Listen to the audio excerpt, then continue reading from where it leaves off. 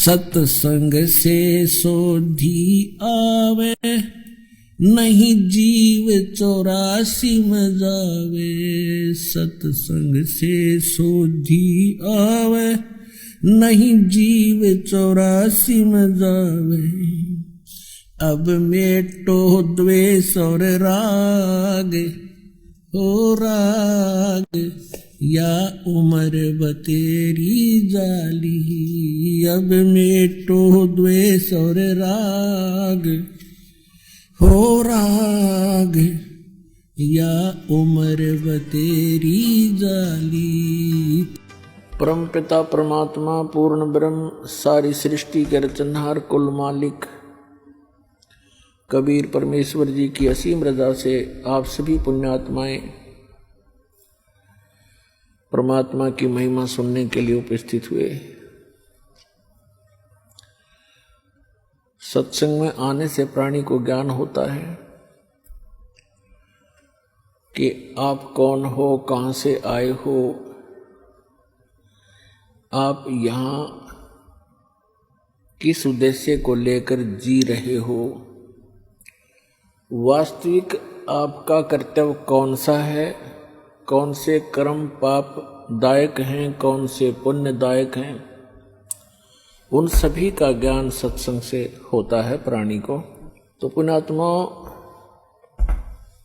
परमेश्वर पूर्ण ब्रह्म सत्य पुरुष, परम अक्षर पुरुष, परम अक्षर ब्रह्म कहो, अल्लाहु अकबर कहो, ग्रेट गॉड कहो, इसे कंप्लीट गॉड कहो। ये पूरे ब्रह्मांडों का, संपूर्ण जगत का, सभी आत्माओं का ये जनक है, सबका क्रिएटर है। वो कैसा है, कहाँ है, किसने देखा है और परमात्मा की आवश्यकता क्यों है, परमात्मा की आवश्यकता क्यों पड़ी हमें,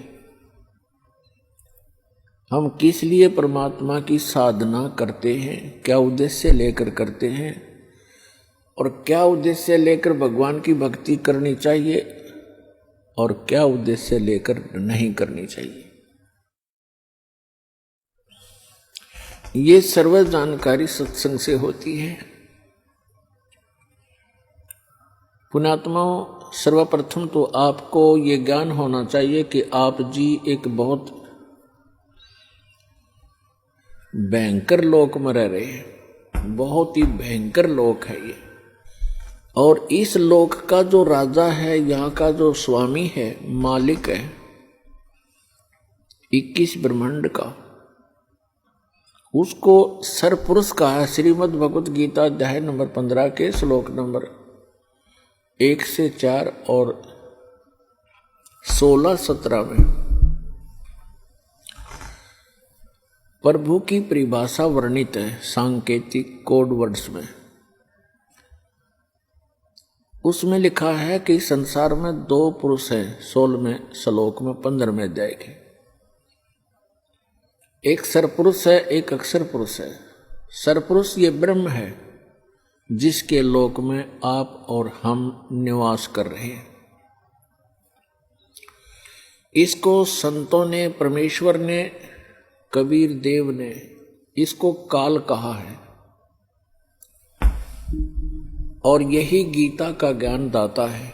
और इसने श्रीमद् भगवत गीता अध्याय नंबर 11 के श्लोक नंबर 32 में स्वयं ही स्वीकारा है कि मैं काल हूं अर्जुन, और सर्व लोकों का नाश करने के लिए अब प्रवृत्त हुआ हूं, अभी प्रकट हुआ हूं। श्री कृष्ण जी काल नहीं थे, इन्होंने पहले कभी अपने आप को काल नहीं कहा और गीता ज्ञान देने के उपरांत उन्होंने कभी अपने आप को काल नहीं कहा। ये सरपुरुष, ये काल भगवान, जिसे सनातन धर्म के ऋषि जिसको ब्रह्म कहते हैं, ये सरपुरुष है। इसको काल भी कहते हैं, ये स्वयं भी काल कहता है अपने आप को, मैं काल हूं और सबका नाश करने के लिए प्रवृत्त हुआ हूं। श्री कृष्ण जी में प्रवेश करके ये श्रीमद् भगवत गीता का ज्ञान इसने बोला जिसमें अधिकतर ज्ञान वेदों वाला ही है।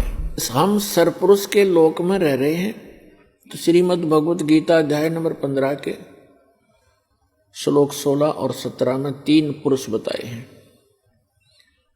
एक सरपुरुष है जो 21 ब्रह्मांड का मालिक है, स्वामी है, प्रभु है, राम है, गॉड है, अल्लाह है।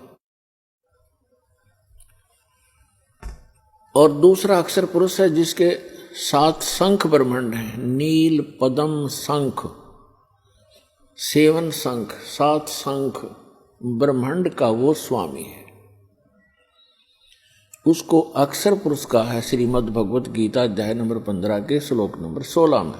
16 में सरपुरुष और अक्षर पुरुष ये 2 पुरुष बताए, और दोनों ही नाशवान, और इनके अंतर्गत जितने प्राणी हैं उनका भी शरीर नाशवान है। जीवात्मा किसी की नहीं मरती, वो तो गद्दे की भी नहीं मरती, कुत्ते की भी नहीं मरती। फिर श्रीमद् भगवत गीता अध्याय नंबर 16 के श्लोक नंबर 17 में तुरंत कहा है कि उत्तम पुरुष है तू अन्य परमात्मा इति उदाहरते। यह लोग तरम आविश्य विभर्ति अवय ईश्वर है। उत्तम पुरुष यानी पुरुषोत्तम श्रेष्ठ परमात्मा तो कोई और है इन दोनों से, सरपुरुष और अक्षर पुरुष से। वही तीनों लोकों में प्रवेश करके सबका धारण पोषण करता है, और वो वास्तव में अविनाशी परमात्मा है। अपने आत्माओं श्रीमद् भगवत गीता अध्याय नंबर 15 के श्लोक नंबर 1 से 4 में स्पष्ट किया है।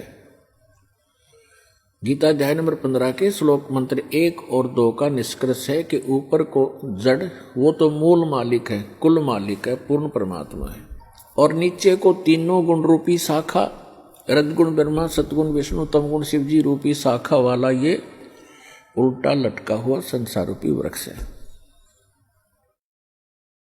और जो संत इसके सभी विभाग बतावे वह तत्वदर्शी संत है। ऊपर को जड़ तो पूर्ण परमात्मा है, सत्य पुरुष है, अविनाशी परमेश्वर है, परम अक्षर ब्रह्म है। और संसार रूपी वृक्ष को अर्थात किसी भी पेड़ को मूल से ही सर्व कुछ प्राप्त होता है, मूल से जड़ से ही उसका पोषण होता है। इसलिए हमारा सबका जो मूल मालिक है, कुल मालिक है, जो संसार रूपी वृक्ष की जड़ है, मूल है, जिसने सब ब्रह्मांडों की रचना की और सभी का वो पालन पोषण भी कर रहा है, वो सत्य पुरुष है, वो परम अक्षर पुरुष है। वही पूजा के योग्य है, वही पाप नाशक है, वही मोक्षदायक है, वही सबका जनक है, सर्व उत्पादक है।